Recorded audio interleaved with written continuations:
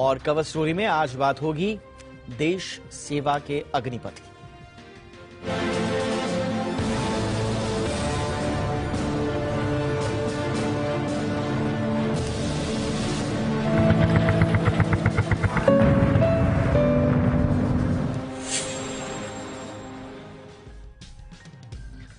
आप राष्ट्र की सेवा करने के साथ ही बेहतर करियर ऑप्शंस की तलाश कर रहे हैं, या फिर आप चाहते हैं कि परमानेंट की बजाय आप कुछ ही वक्त के लिए सेना में जाएं और फिर बाद में अपने दूसरे कामों में लौट आएं, तो आपकी ख्वाहिश पूरी करने के लिए सरकार ने अग्निपथ स्कीम का ऐलान कर दिया है। अग्निपथ स्कीम आर्मी, एयरफोर्स और नेवी में भर्ती के लिए लाई गई नई योजना है। इसके तहत भर्ती होने वाले जवानों को अग्निवीर कहा जाएगा। ऐलान के बाद जल्द ही इसके तहत भर्ती भी शुरू हो जाएगी। अग्निवीरों की भर्ती पूरे देश में आयोजित की जाएगी। पहली रैली 90 दिनों के भीतर शुरू हो जाएगी। पहला बैच 2023 में आएगा। इसमें मेरिट में आए युवाओं को चुना जाएगा। चुने गए कैंडिडेट्स बतौर अग्निवीर 4 साल तक अपनी सेवाएं देंगे। 4 साल के बाद 25% को रेगुलर कैडर में शामिल किया जा सकता है। हालांकि रेगुलर कैडर में जरूरत के हिसाब से जवान शामिल किए जाएंगे। अब सवाल उठता है कि अग्निवीर बनने के लिए कौन कौन लोग अप्लाई कर सकते हैं। तो इसके लिए सरकार ने कुछ नियम शर्तें भी तय की हैं। तय नियमों के मुताबिक पुरुष और महिला दोनों ही इसके लिए अप्लाई कर सकते हैं। 17.5 साल से लेकर 21 साल तक के युवा इसके लिए आवेदन कर पाएंगे।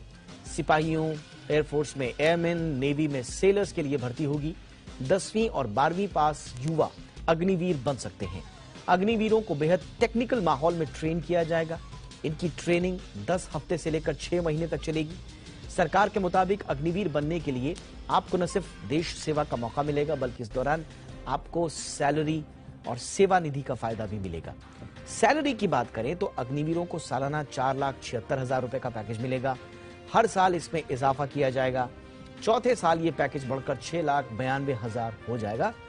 अग्निवीरों को किसी तरह की पेंशन नहीं दी जाएगी, लेकिन उन्हें सेवा निधि का फायदा जरूर मिलेगा। 4 साल की सेवा पूरी करने के बाद उन्हें सेवा निधि के करीब 11,71,000 रुपए मिलेंगे और ये ब्याज मुक्त होंगे। और इस पर उन्हें ब्याज के सहित मिलेंगे, माफ कीजिएगा, और ये टैक्स फ्री होगा।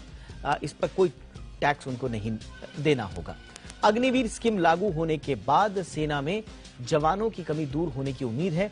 इसके अलावा भारतीय सेना पर वित्तीय बोझ भी कम होगा, क्योंकि अग्निवीरों को पेंशन नहीं देनी पड़ेगी। भारतीय सेना को अतिरिक्त जवान मिलेंगे। रक्षा मंत्री राजनाथ सिंह के मुताबिक इससे युवाओं की हेल्थ और फिटनेस लेवल अच्छी रहेगी। जो एवरेज एज है आर्मी में वो भी कम होगी।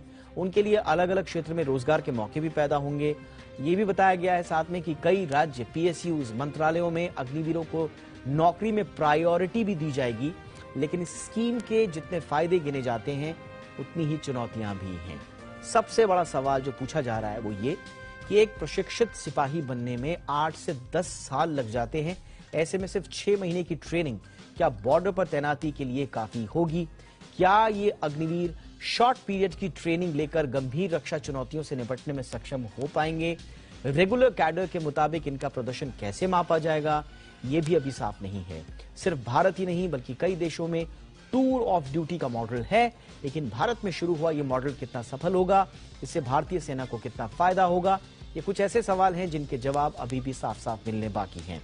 इसके अलावा ये भी कहा जा रहा है कि एक तरफ आप परमानेंट एम्प्लॉयमेंट के लिए एनकरेज करते हैं, युवाओं में सेना में जुड़ने के लिए एनकरेज करते हैं, और दूसरी तरफ ये एक तरह से part time tour of duty है। तो उसके लिए क्या आप किस तरह का एनकरेजमेंट युवाओं को दे रहे हैं? इसके अलावा 4 साल के बाद इस बात की क्या कोई गारंटी है कि उनका करियर बेहतर हो पाएगा, या सिर्फ मौके उनके लिए खोल देने भर से काम चल जाएगा? ये कुछ ऐसे सवाल हैं जो उसके क्रिटिसिज्म के रूप में उठाए जा रहे हैं।